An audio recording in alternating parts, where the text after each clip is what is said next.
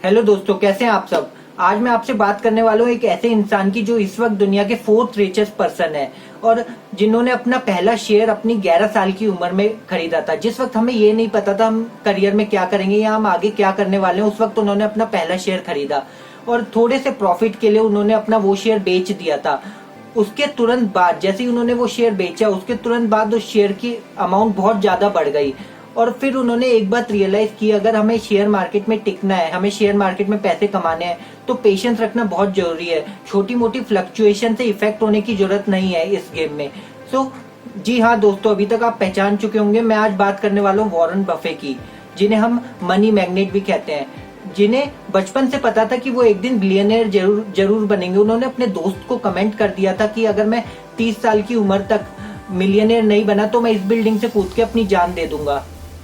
जब उनकी उम्र के बच्चों को खेलना कूदना पसंद था, तब उन्हें पसंद था नंबरों के साथ खेलना, बुक्स पढ़ना, छोटे मोटे बिजनेस ट्राई करना। जब वो 7-8 साल के थे, महज 7-8 साल के, तब उन्होंने एक बुक पढ़ी थी 1000 वेज टू मेक $1000।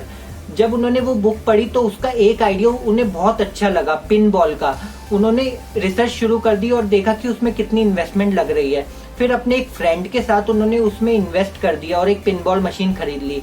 उस पिनबॉल मशीन को खरीदने के बाद उन्होंने एक नाई की दुकान पे उस पिनबॉल मशीन को रखवा दिया। जो भी लोग वेटिंग रूम में वेट करते थे वो उस पिनबॉल मशीन में खेल के टाइम पास कर सकते थे। और जैसे जैसे वॉरेन उस मशीन से पैसे कमाने लगे, उन्होंने और मशीनें खरीदना शुरू कर दिया। धीरे धीरे वो 3 पिनबॉल मशीन के मालिक बन गए और उन्होंने थोड़े टाइम में ही अपना वो बिजनेस $1200 में किसी और को बेच दिया। इस बिजनेस की वजह से उन्होंने पहली बार दुनिया को अपनी बिजनेस स्किल्स का नमूना पेश किया। उन्होंने सिर्फ 13 साल की उम्र में अपना पहला इनकम टैक्स भरा था। इसके बाद उन्होंने बहुत छोटे मोटे काम किए, जैसे कि न्यूज़पेपर बांटना, मैगजीन बांटना, कोका कोला डिस्ट्रीब्यूट करना या च्युइंगम डिस्ट्रीब्यूट करना, जिसकी वजह से 16 साल की उम्र तक आते आते उन्होंने बहुत अच्छी खासी प्रॉपर्टी जमा कर ली थी। इसके बाद जब उन्होंने स्कूलिंग कंप्लीट की, उन्हें आगे पढ़ने का मन नहीं था, उन्हें बिजनेस करने का मन था, पर फादर प्रेशर की वजह से उन्होंने हार्वर्ड यूनिवर्सिटी में अप्लाई कर दिया, पर उन्हें वहां से रिजेक्ट कर दिया गया। उसके बाद उन्हें पता लगा कि उस वक्त बेंजामिन ग्रैहम कोलंबिया यूनिवर्सिटी में प्रोफेसर थे। क्योंकि बेंजामिन ग्रैहम की बुक उन्होंने पहले ही पढ़ रखी थी, इसलिए वो बेंजामिन ग्रैहम के बहुत बड़े फैन थे और उनसे इन्वेस्टिंग सीखना चाहते थे।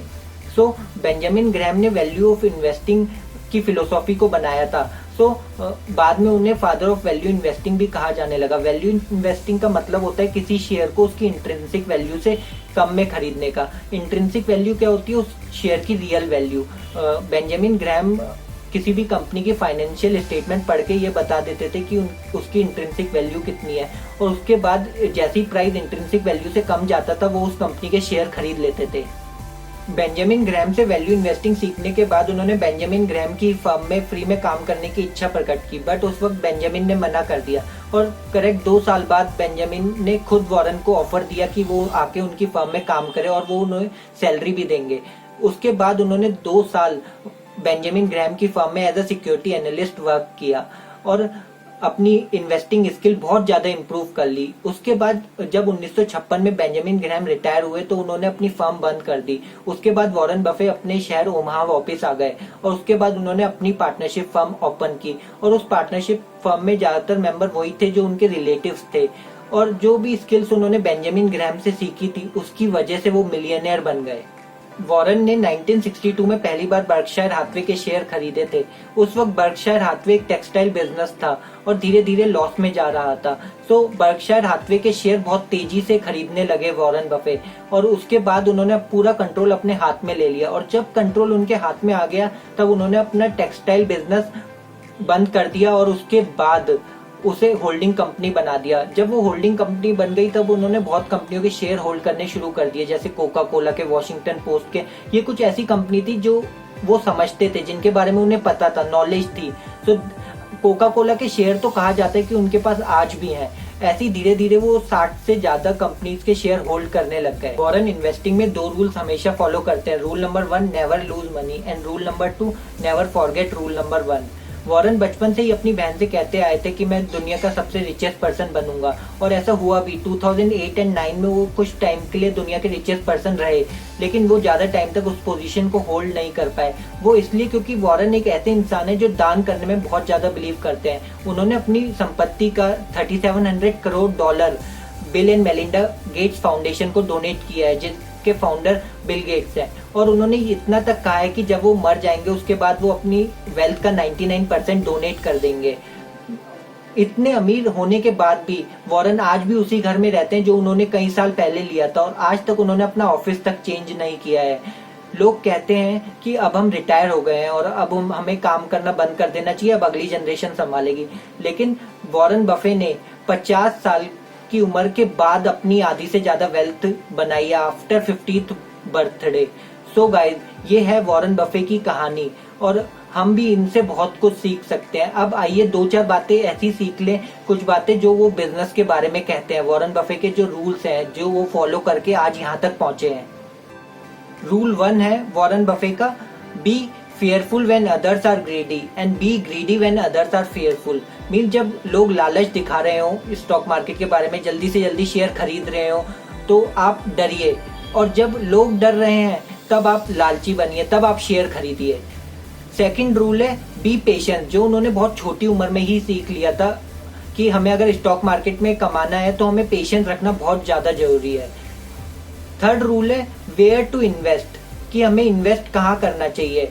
हम ऐसे इन्वेस्ट नहीं कर सकते कि हम प्रोडक्ट के बेस में कि हमें ये प्रोडक्ट अच्छा लगता है तो इस कंपनी में इन्वेस्ट कर दो, नहीं, हमें प्रोडक्ट पे इन्वेस्ट नहीं करना है, हमें इन्वेस्ट करना है कंपनी के सीईओज पे, जो मैनेजर्स हैं, जो टॉप लेवल मैनेजमेंट है, जो कंपनी संभाल रहा है। अगर वो बेटर है तो वो एक बिगड़ी हुई कंपनी को बहुत आगे तक ले जा सकते हैं, अगर वही अच्छा नहीं है तो वो एक बनी बनाई कंपनी को बहुत नीचे ला सकते हैं।